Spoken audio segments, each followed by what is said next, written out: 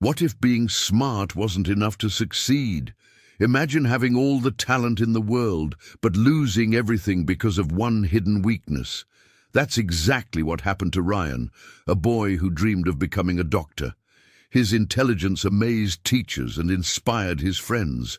But in the end, none of that mattered, because Ryan carried a silent enemy inside his own head, a restless mind.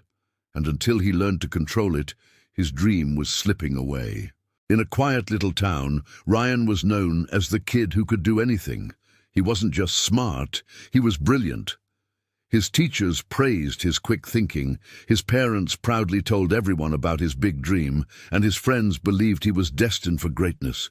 Ryan himself was confident that one day he would become a doctor, save lives, and make his family proud. But behind the confidence was a dangerous flaw.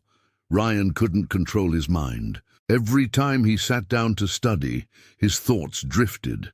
Sometimes it was his phone buzzing with notifications, sometimes it was endless scrolling on Facebook and YouTube, and sometimes it was just daydreams about the future he wasn't working for.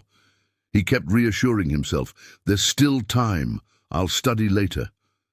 But later never came, and slowly his dream began to crack. Ryan convinced himself that being smart was enough. If I'm intelligent, he thought, success will follow. He believed talent could carry him through exams, through challenges, through life itself. But talent without focus is like a sharp sword left to rust. Ryan was wasting time, giving in to distractions, and ignoring the truth. Discipline beats talent when talent refuses to work hard. His teachers noticed the difference. The once praised boy now seemed distracted in class.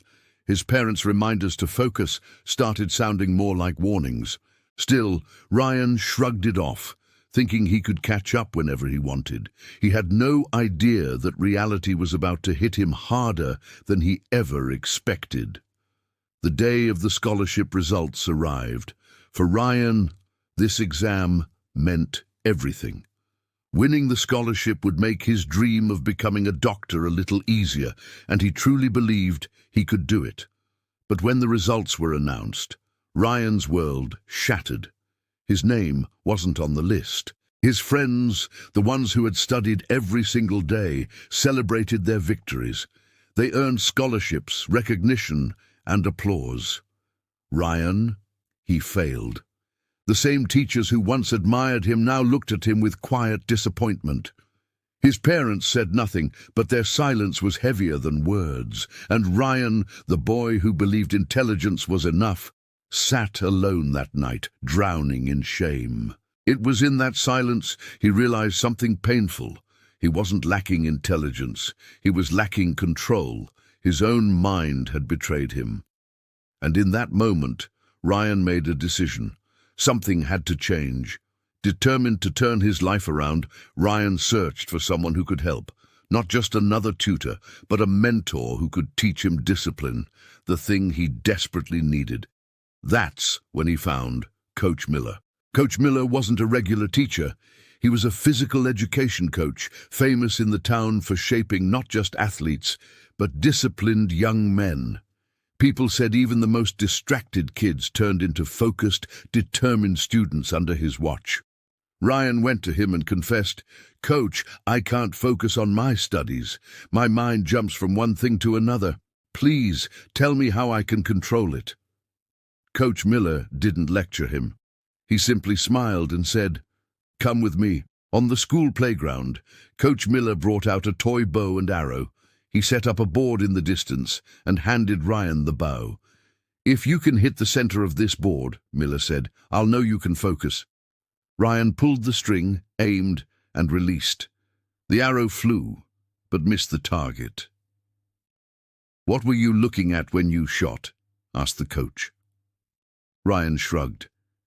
"The trees, the field, the board, everything." Coach Miller shook his head.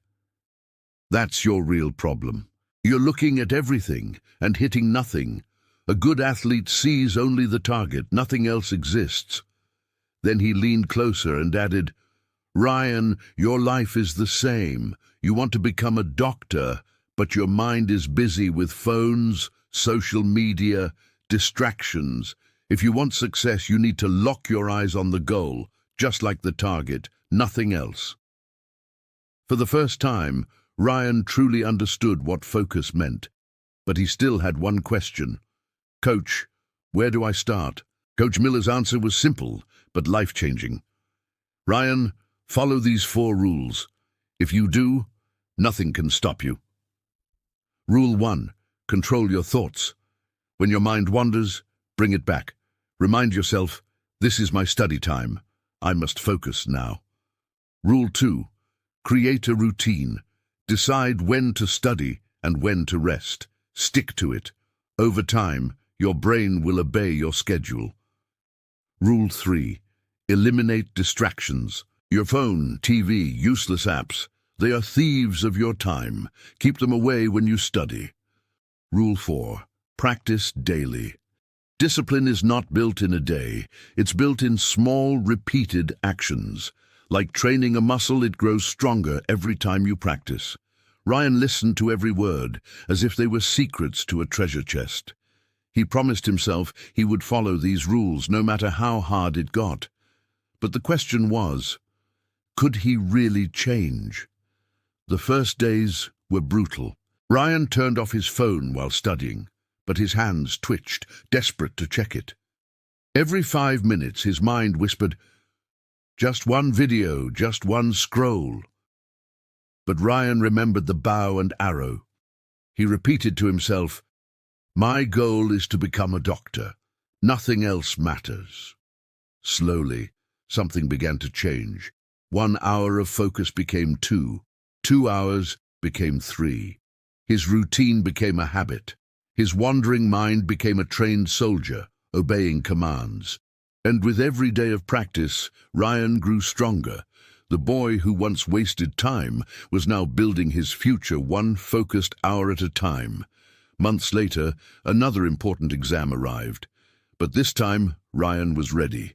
He sat in the hall with steady hands and a calm mind. No distractions, no panic, only focus.